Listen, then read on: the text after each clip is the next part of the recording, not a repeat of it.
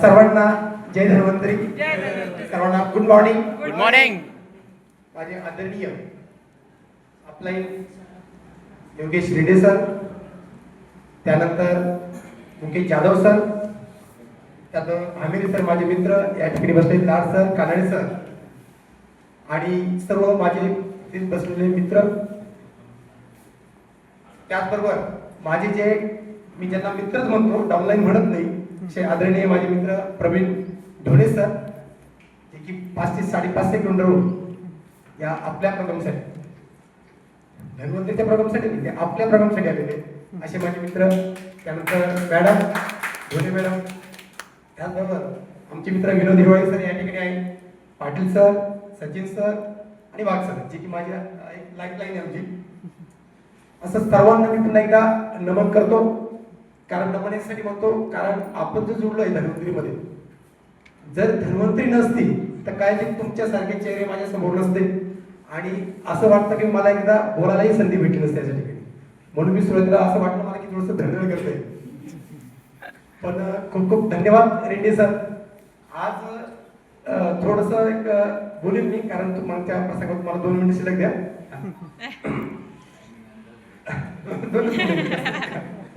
तर जी सुरुवात होती आमची, सुरुवातीबद्दल बोलेन आणि त्या सुरुवाती ज्यांच्यामुळे झाली त्यांच्यामध्ये थोडंसं दुःखात आहे, म्हणून नक्कीच मला बोलायचं वाटतं.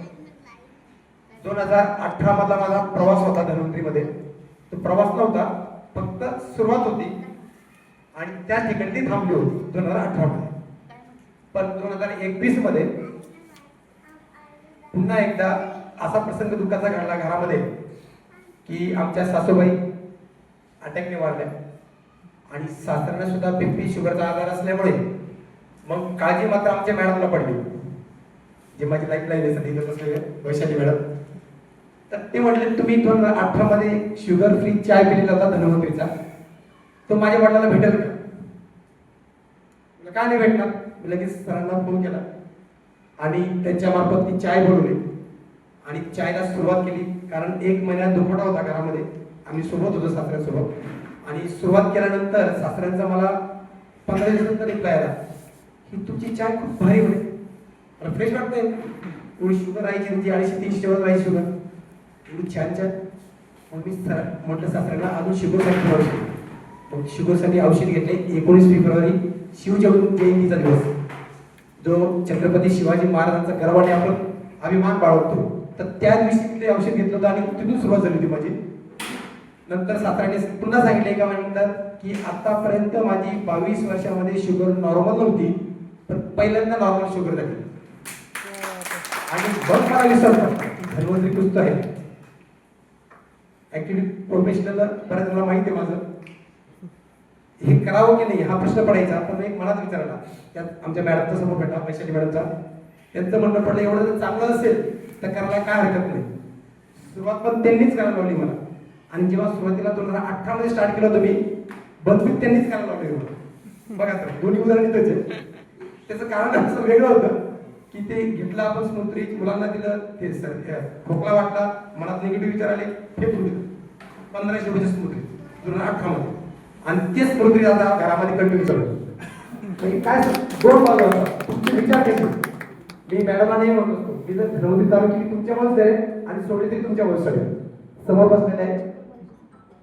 हा आता विषय असा आहे की हा प्रवास, त्यानंतर आमचे मित्र भेटले आम्हाला, प्रवीण ढोणे सर, हे माझे पहिली जॉईनिंग सरांची. आणि पहिली जॉईनिंग अशी भेटली मला की आज ते माझ्याही पुढे, मला खूप गर्व आहे, खूप आनंद आहे. आज सकाळी आल्याबरोबर त्यांच्या गळ्यात पडलो. का आनंद झाला सर सांगू शकत नाही तुम्हाला, तर व्यक्त करता येईल भावनेमध्ये. म्हणजे धन्वंतरी म्हणजे काय? धन्वंतरी म्हणजे माणसाचं लाईफ, जीवन असं मी म्हणेन. काय होतं, जो त्या प्रवाहात असतो त्याला त्याचं महत्व कळतं.